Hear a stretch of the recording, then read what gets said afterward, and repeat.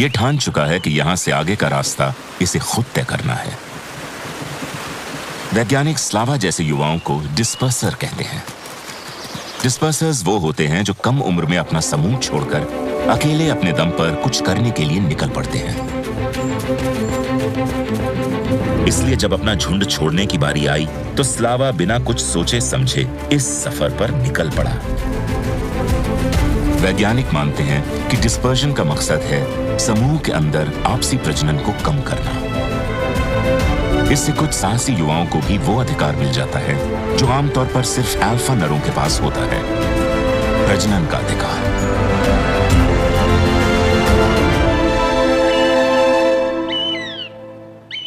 Slava का जन्म Romania में ब्राशोव के करीब एक जंगल में हुआ था। स्लावा जैसे युवा भेड़िए के लिए अपने झुंड से अलग होना खतरे से खाली नहीं होता। डिस्पर्सर यानी अलग निकल चुके युवा भेड़िए ज्यादा दिन जिंदा नहीं बचते हैं और स्लावा इस सच से अनजान है। फिलहाल वो हर चीज सूंघने में बिजी है क्योंकि भेड़िए अपनी सूंघने की शक्ति से ही अपने शिकार तक पहुंचते हैं।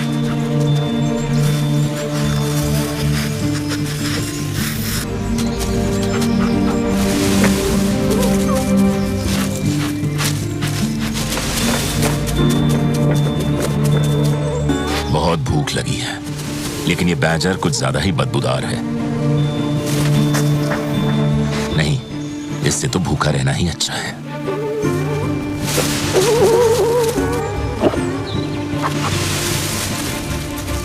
भेड़ियों में इंसानों के मुकाबले 40 गुना ज्यादा ऑल्फैक्टरी न्यूरॉन्स होते हैं। स्लावा की सूंघने की शक्ति इतनी तेज है कि वो जंगल को किसी नक्शे की तरह पढ़ सकता है। उसे अभी अभी एक वोल की महक मिली है जो पिछले 1 घंटे में यहां से गुजरा होगा।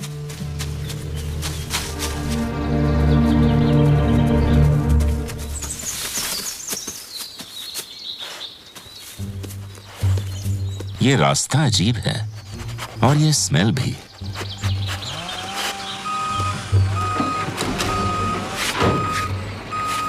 और ये किस तरह की आवाजें हैं? आखिर ये कैसा जंगल है?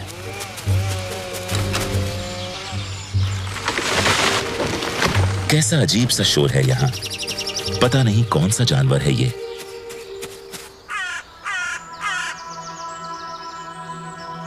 चलते चलते आज 5 दिन हो गए हैं। स्लावा अब अपने पुराने समूह से 200 किलोमीटर दूर आ चुका है।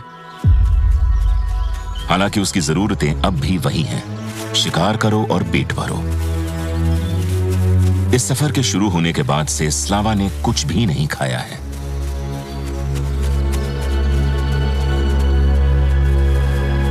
यहां इस तरफ एक हिरन है जिसका शिकार भेड़ियों का एक पूरा पैक ही कर सकता है।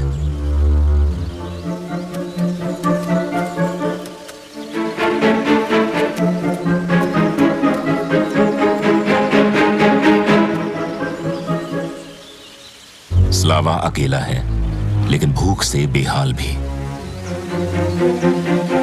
इसलिए उसे ये जोखिम उठाना ही होगा।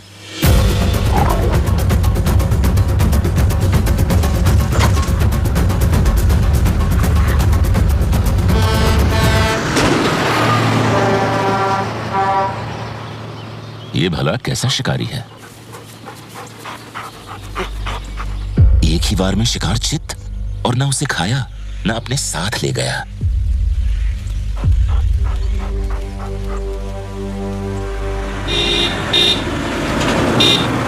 क्या हो रहा है? कुछ समझ नहीं आ रहा। यहां से तो खिसकना ही अच्छा है। इतने लंबे समय तक एक शिकारी जानवर का भूखे पेट रहना ठीक नहीं है।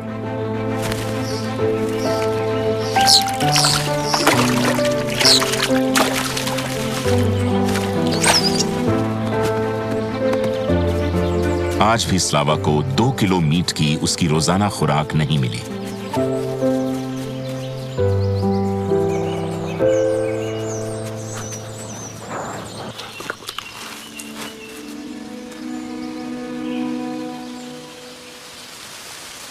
और अब वो थक चुका है, इसलिए थोड़ी नींद लेकर एनर्जी बचा रहा है।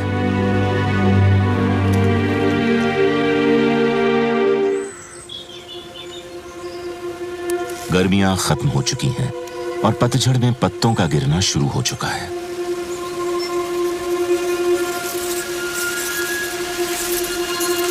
स्लावा अब भी यही है।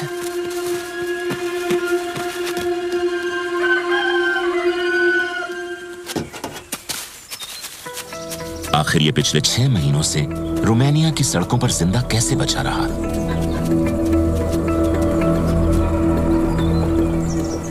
शायद स्लावा ने इस अजीबोगरीब दुनिया को थोड़ा बहुत जान लिया है। ये एक ऐसी जगह है जहां के पंछी उड़ते नहीं।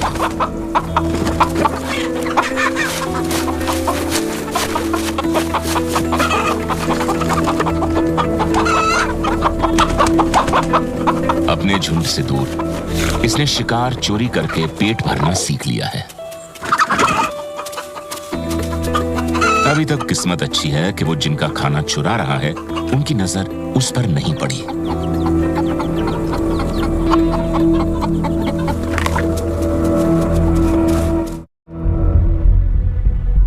अपने घर से दूर रोमानिया के जंगल में स्लावा की ये आखिरी सुबह है।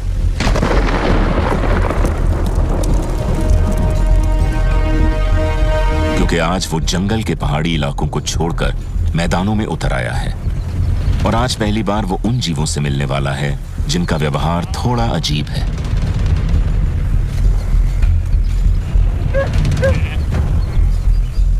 स्लावा कंफ्यूज्ड है। कमाल है, ये भला मुझसे डर के भाग क्यों नहीं रहे? ये सब तो भोले भाले जानवर लगते हैं जिन्हें किसी दूसरे जीव ने पालतू बना लिया है, जो 2 पैरों पर चलता है।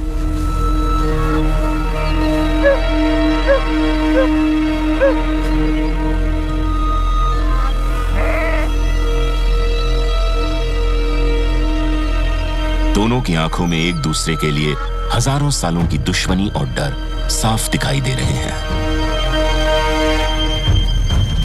यहां से निकलना ही अच्छा है।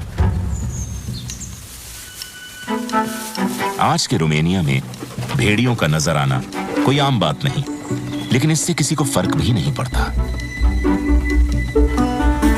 धीरे धीरे स्लावा इस नई दुनिया के तौर तरीकों को समझ रहा है। बाकी भेड़ियों की तरह स्लावा भी मौका परस्त है। वो अपने सबसे बड़े डर से भी उबरने की कोशिश कर रहा है। हालांकि इस काम के लिए उसे रात का इंतजार करना चाहिए।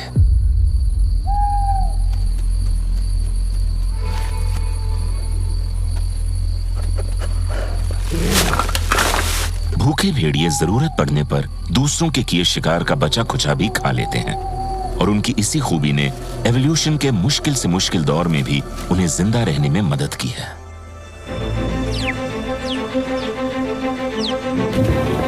और अब स्लावा डैन्यूब नदी तक आ पहुंचा है।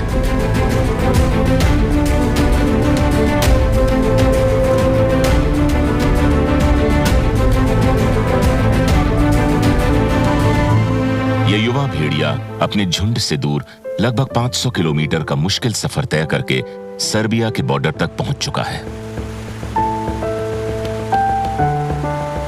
इस विशाल नदी को पार करने के लिए स्लावा ने यह पुल ढूंढ लिया है।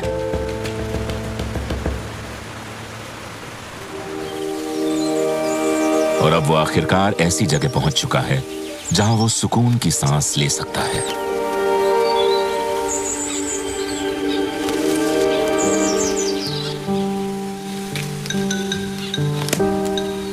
स्लावा सर्बिया के एक नेशनल पार्क में पहुंच गया है।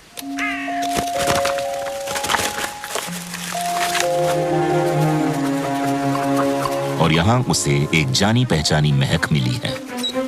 यहां झाड़ियों में उसे भेड़ियों का एक दूसरा झुंड मिला है। अपने सफर में इतनी मुश्किलें झेलने के बाद स्लावा अब दोबारा गलती नहीं करेगा। वो इस पैक के अल्फा नर को पहचान चुका है। स्लावा के हाव भाव से यह साफ है कि वो अल्फा नर की जगह लेने नहीं आया है। उसे बस इस समूह का हिस्सा बनना है।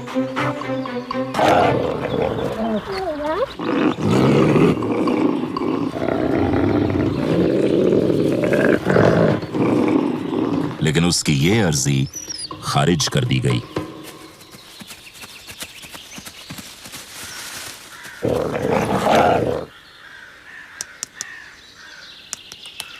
यहां समूह का पेट भरने के लिए तो खाना है, लेकिन बाहर से आए भेड़िए के लिए कुछ भी नहीं।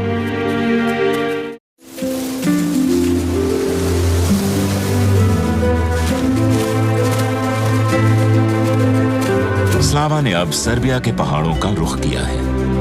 वो अभी तक किसी तरह जीवित बचा हुआ है,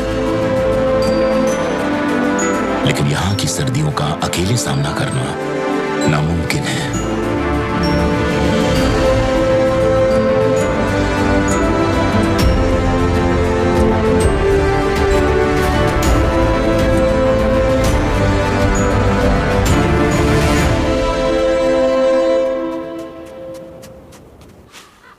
अरे वाह, नीचे कुछ तो है। आज किसी की शामत आने वाली है।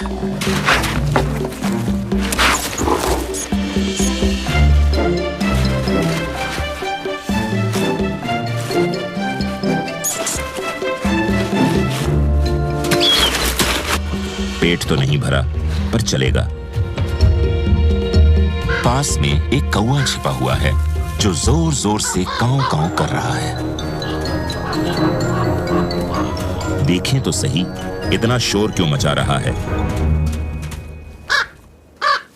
यहां एक नहीं कई कौवे हैं और सामने ढेर सारा खाना है जो किसी चूहे के मुकाबले स्लावा के पेट को कहीं ज्यादा भर सकता है।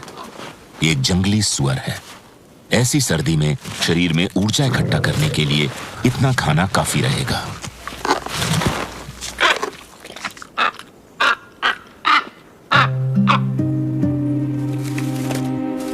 रिसर्च ने साबित किया है कि भेड़िए और कौवे मिलकर काम कर सकते हैं, और ऐसा लग रहा है मानो ये कौवा स्लावा को अपना साथी बनने का न्योता दे रहा है। अपनी तेज नजर से यह कौवा स्लावा को उस शिकार तक ले जा सकता है जिसे वो खुद नहीं मार सकता, और स्लावा के पेट भरने के बाद इसे भी काफी खाना मिल जाएगा। आखिर इन सुनहरी आंखों को एक साथी मिल ही गया।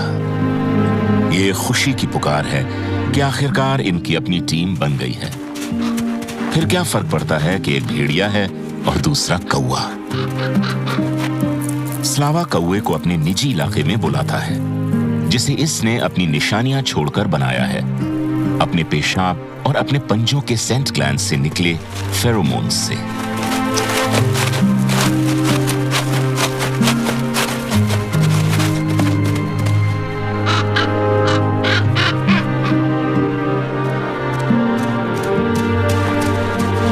लेकिन किसी भी रिश्ते की शुरुआत एक दूसरे को समझने से होती है,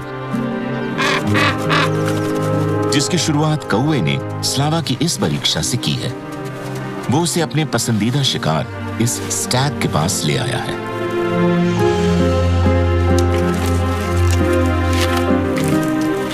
लेकिन स्लावा अब पहले जैसा नासमझ युवा नहीं है।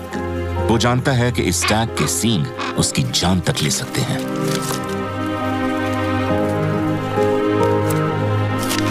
इससे छोटा शिकार ढूंढो ना। अच्छा,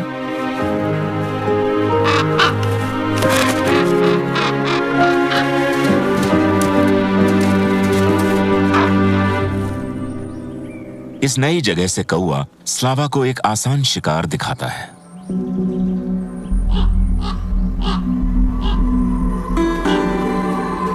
वाह, मुंह में पानी आ गया। यह शिकार तो मैं कर सकता हूं।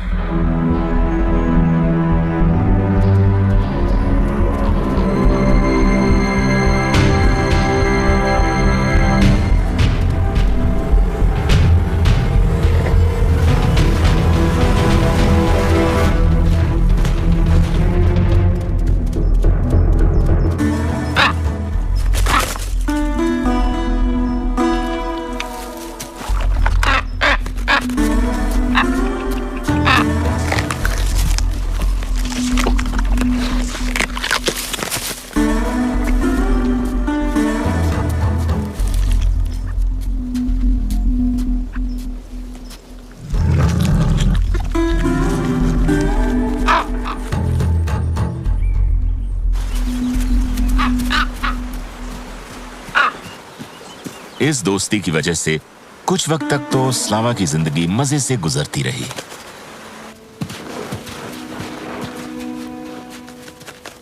लेकिन कुछ ही हफ्तों में उसे एहसास हो गया कि दरअसल उसे अपने समूह की याद आ रही है।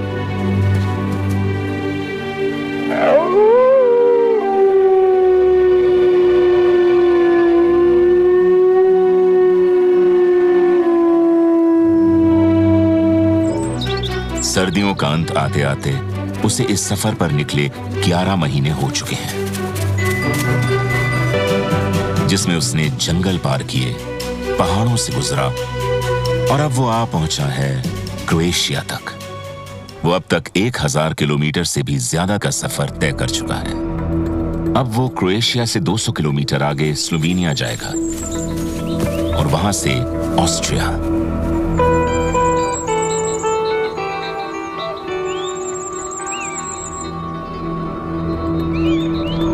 फिर 400 किलोमीटर और चलने के बाद वो इटली पहुंचेगा। बसंत ऋतु के खत्म होते होते स्लावा भी यूरोप की इस आखिरी विशाल नदी टलियामेंटो के किनारे पहुंचा है।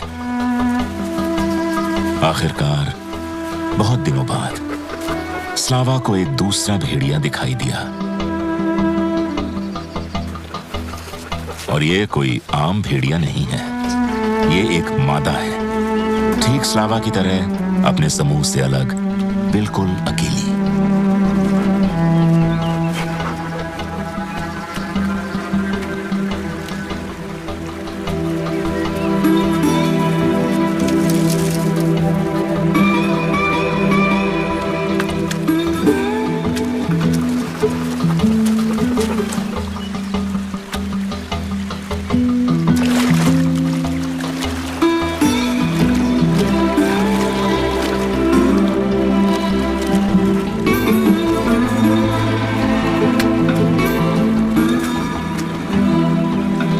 इस मादा से मुलाकात के लिए स्लावा इस पार तो आ गया, लेकिन वो जानता है कि उसे मादा की आंखों में सीधे नहीं देखना है, क्योंकि भेड़ियों के लिए आंख में आंख डालकर देखने का मतलब है चुनौती।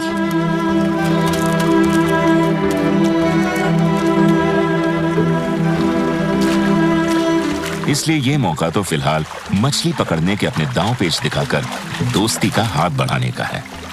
कभी कभी शिकार खुद के लिए नहीं, एक रिश्ते की शुरुआत करने के लिए भी किया जाता है।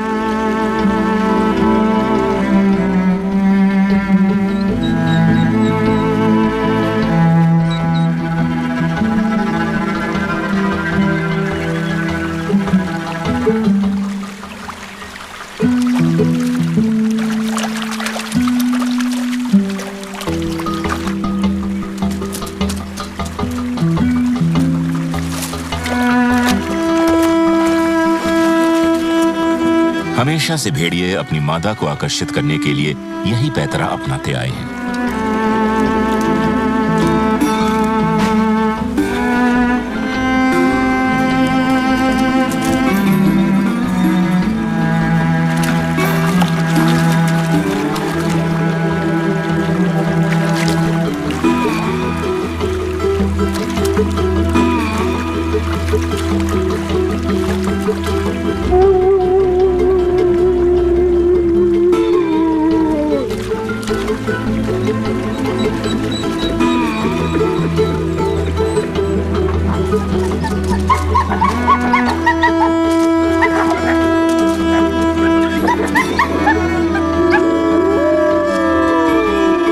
इस पल के लिए स्लावा ने बहुत लंबा इंतजार किया है।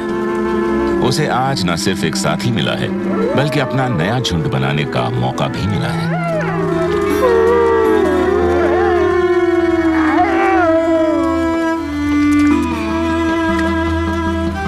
बाकी भेड़ियों की तरह ही स्लावा के लिए भी ये जिंदगी भर का साथ होने वाला है। लेकिन भेड़िए नदी के किनारे कब तक रहेंगे? स्लावा को अपना सफर जारी रखना होगा, क्योंकि भेड़ियों के रहने के लिए जंगल से बेहतर जगह और कोई नहीं है। और अब स्लावा के पास एक साथी भी है।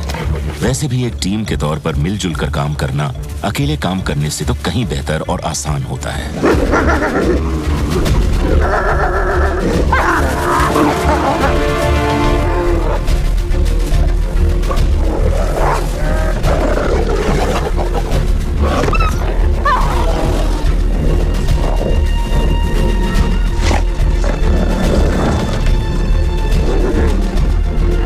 भालू ने अपना शिकार बचाने की खूब कोशिश की, लेकिन आखिर में उसे पीछे हटना पड़ा।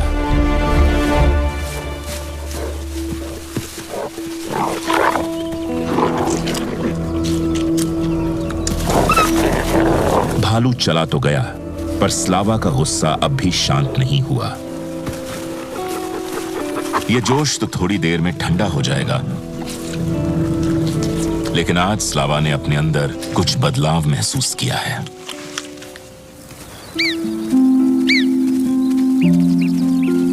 यह पूरी तरह से एक प्राकृतिक बदलाव है, जिसके कारण वो अपनी साथी को लीड कर रहा है। वो दोनों मिलकर इटली को पार करते हैं। इस सफर में एक चीज जो लगातार उन्हें प्रेरित कर रही है, वो है नए नए इलाकों को जीतने का एहसास। इस वक्त वो जिस रास्ते पर हैं, इसे 20 साल पहले इटालियन वुल्व्स ने फ्रांस तक यात्रा करने के लिए इस्तेमाल किया था, जहां उनकी प्रजाति लुप्त हो गई। स्लावा और उसकी साथी ने भी इस बॉर्डर को पार कर लिया है।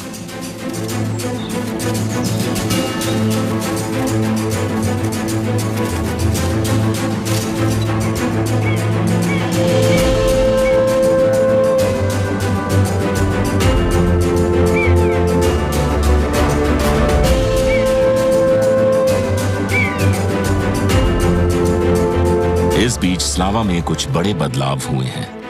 वो अब रक्षक की भूमिका में आ गया है, जो ये तय करता है कि वो कहां जाएंगे, कब जाएंगे और किसका शिकार करेंगे। स्लावा अब एक अल्फा नर बन चुका है।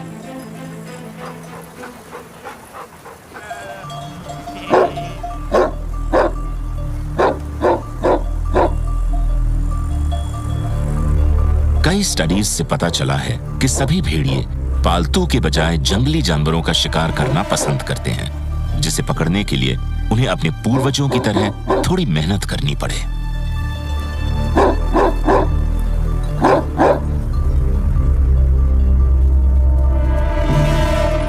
लेकिन अगर कोई जंगली शिकार हाथ नहीं लगा, तो इन्हें पालतू जानवरों का शिकार ही करना पड़ेगा।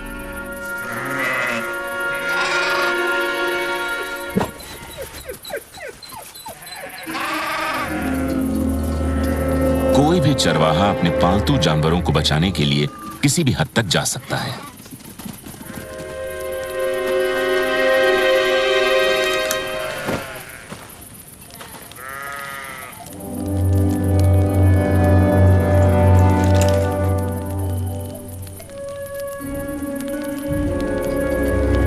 पर उस रात स्लावा की सुनहरी आंखों में झांककर चरवाहे को एहसास हो गया कि जानवरों के साथ शांति से भी रह सकते हैं।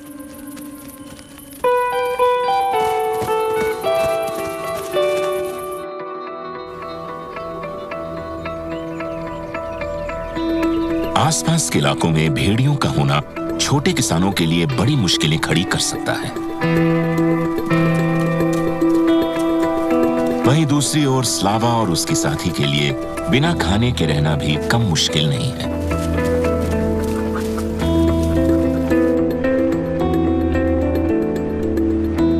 ये दोनों एल्प्स के पहाड़ों में अपना सफर जारी रखते हैं, जहां उन्हें जंगली शिकार से भरपूर एक रहने लायक जगह की तलाश है।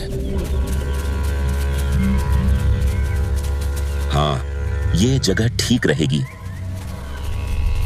मगर यहां तो पहले से ही भेड़ियों का एक दूसरा समूह मौजूद है, वो भी नन्हे भेड़ियों के साथ, जिसका मतलब है कि यहां ढेर सारा खाना मिलेगा। नहीं तो इस अल्फा नर और उसकी साथी के लिए अपना परिवार बड़ा कर पाना संभव ही नहीं था।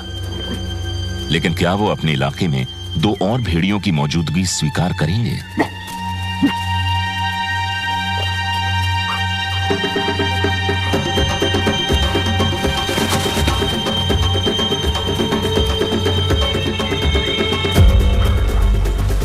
स्लावा ने आज तक कोई असली मुकाबला नहीं किया, और ऐसे खूंखार भेड़िए से तो कभी नहीं। स्लावा इस दांव में पिछड़ रहा है। घुसपैठियों से इलाके को बचाना है तो अपने दांत तो दिखाने ही होंगे।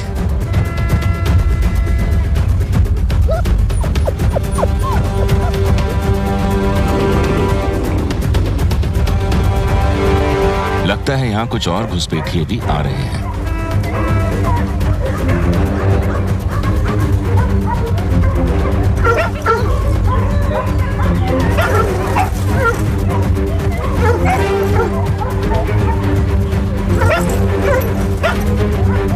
ये समूह बिखर जाता है और अल्फा नर सीधे शिकारियों की ओर लपकता है। स्लावा और उसकी साथी उल्टी दिशा में भागते हैं। इस परिवार की रक्षा करना उनकी जिम्मेदारी नहीं है। लेकिन एक युवा नर दुम दबाए इनका पीछा करता चला आया है। स्लावा उसे नहीं जानता, लेकिन वो ये जानता है कि इस युवा नर को क्या चाहिए। वो सिर्फ एक समूह का हिस्सा बनना चाहता है, ठीक वैसे ही जैसे 1 साल पहले तक स्लावा चाहता था। मगर क्या ये युवा भेड़िया किसी तरह का खतरा बन सकता है?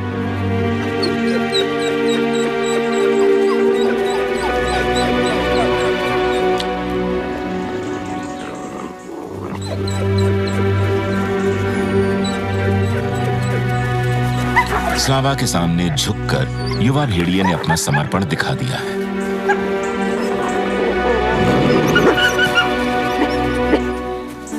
उसे बस स्लावा के पैक का हिस्सा बनना है।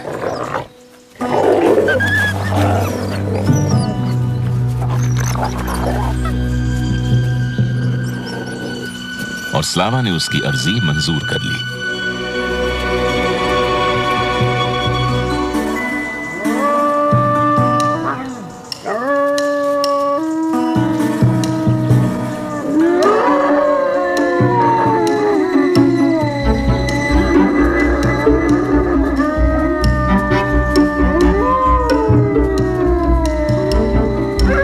झुंड की एकता दिखाने के लिए भेड़िए मिलकर आवाज लगाते हैं। इससे वो एक दूसरे की आवाज को पहचान भी पाते हैं। ये पुकार इस बात का प्रतीक भी है कि इनका समूह मजबूत हो रहा है, क्योंकि अब इसमें 3 सदस्य हैं।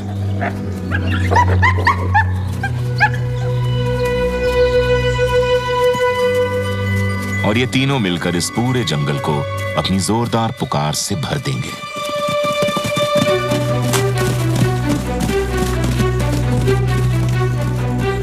ये वो जीवन संगीत है जो आजादी का जश्न मनाता है।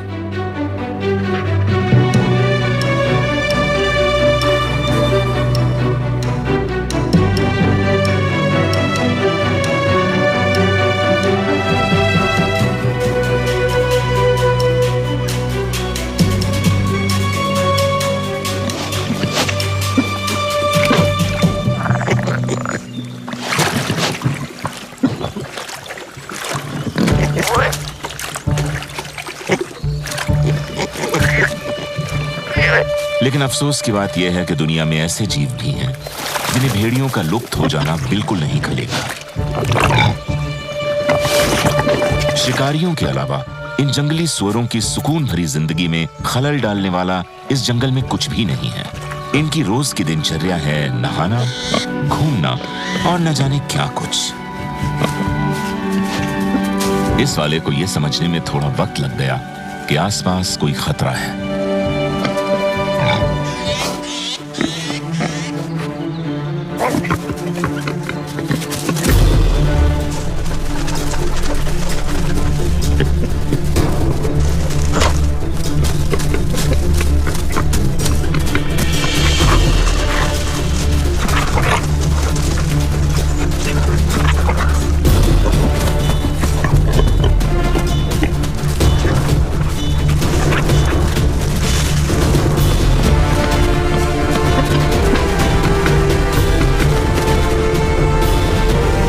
जिस तरह से दांत गड़ाते हैं वो कभी कभी इतना हिंसक हो सकता है कि शिकार की जान दिल के दौरे से ही चली जाए।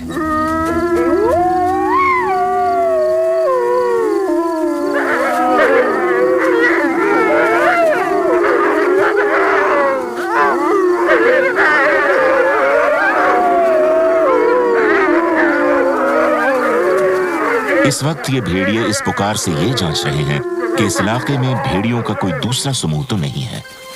उन्हें कोई जवाबी पुकार नहीं मिलती, लेकिन उन्हें अपना सफर आगे बढ़ाते रहना होगा, क्योंकि यहां फ्रांस में जब चरवाहों का भेड़ियों की वजह से नुकसान होता है तो कानून उन्हें 40 भेड़िए तक मारने की अनुमति देता है। मगर अब यहां से आगे कहां जाएंगे?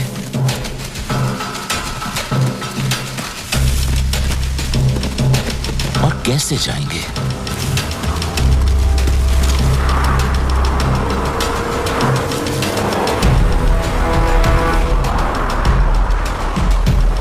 उन घास के मैदानों के पार बाकी सारे रास्ते भी बंद हो चुके हैं।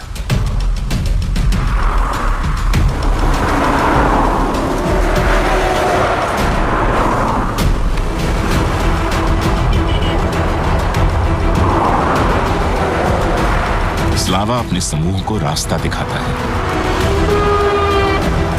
झुंड का नया सदस्य बेहद डरा हुआ है।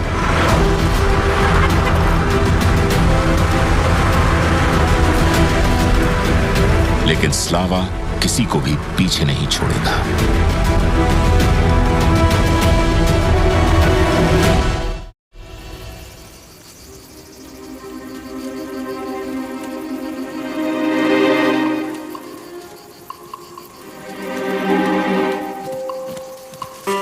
स्लावा अपने झुंड के साथ किसी तरह मर्केंटुआ नेशनल पार्क पहुंच गया है।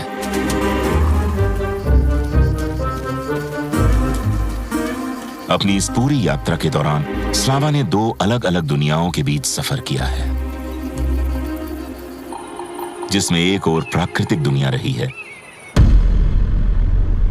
और दूसरी ओर औद्योगिक विकास से घुटती इंसानों की दुनिया।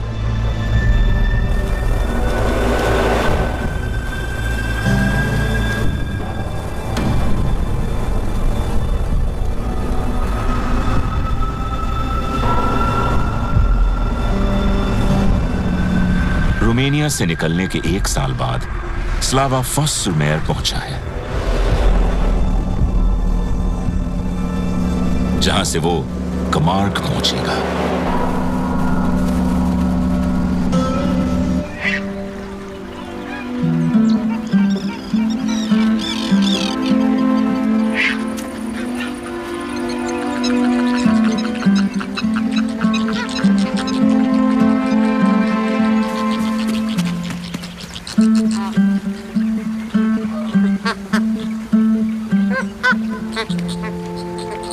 बाकी भेड़ियों की तरह स्लावा भी धीरे धीरे उस जमीन पर दावा कर रहा है जिससे कभी इंसानों ने उसे बाहर कर दिया था।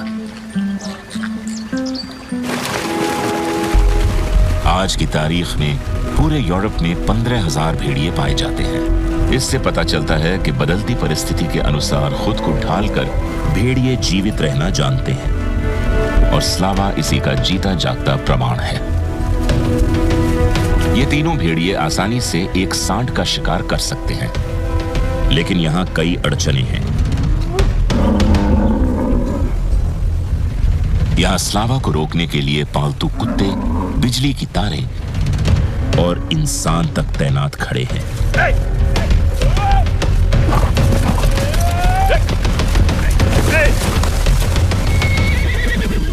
स्लावा की यात्रा से साफ है कि बिना भेड़ियों को मारे भी हम खुद को उनसे बचा सकते हैं।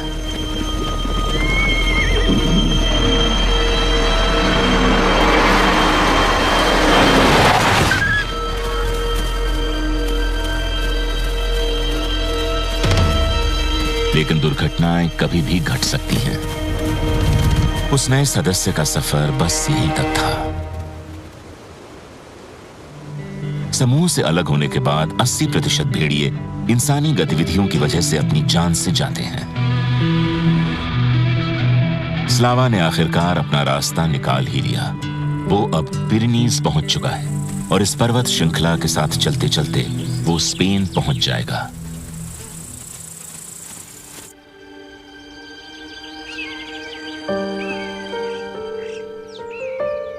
स्पेन के कैंटेब्रियन माउंटेन्स के बीच स्लावा आखिरकार अपना घर बसाएगा।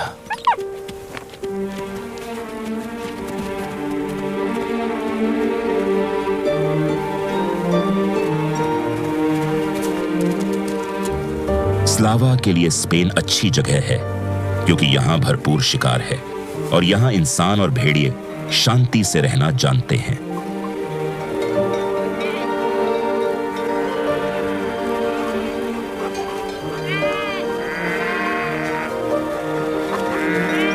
बहुत से चरवाहे अब जानवरों के छोटे समूह पालते हैं ताकि उन पर नजर रखना आसान रहे।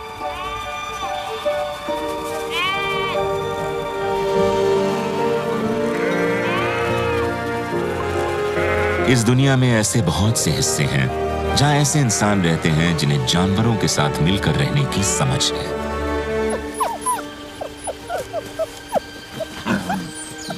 जंगल में जीवन का पनपना जारी है।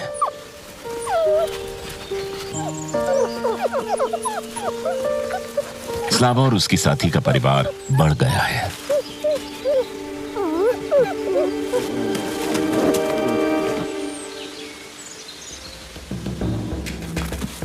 जब ये बड़े हो जाएंगे तो इनमें से कुछ समूह के साथ रहेंगे और अगली नस्ल को बड़ा करने में मदद करेंगे, और कुछ बेहद निडर होंगे जो अपने प्रजनन के अधिकार को हासिल करने एक रोज स्लावा की तरह सब कुछ पीछे छोड़कर अपने सफर पर अकेले निकल पड़ेंगे। क्या पता किसी रोज स्लावा की आने वाली पीढ़ी इसका उल्टा रास्ता तय करे, और क्या पता प्रकृति उन्हें स्पेन छोड़कर इटली पहुंचा दे या शायद वापस रोमानिया तक ले जाए।